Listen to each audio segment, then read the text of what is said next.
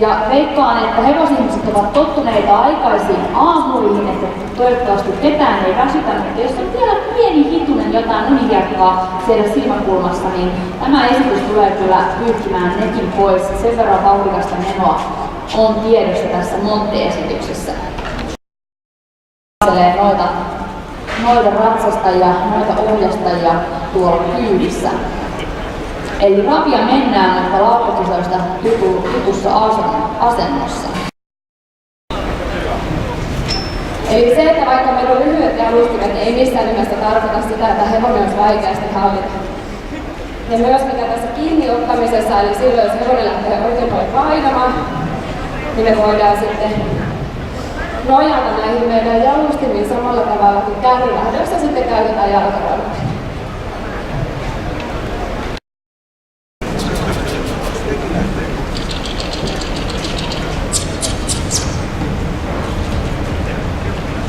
Jos nämä vähän kilpaa, niin käännän nyt tähän sisäpuolelle, että saataisiin pikkusen. No niin. Hyvä. Eli nyt kun mennään tuonne suoraan, mä jarrutan tätä hevosta, mä oikeastaan tehdään silleen, että voidaan demonstroida teille sitä, miten sitä vauhtia kun otetaan pois. Mä pystyn tälleen vaan nojatella mun jalustimiä laittaa painoa tonne taakse.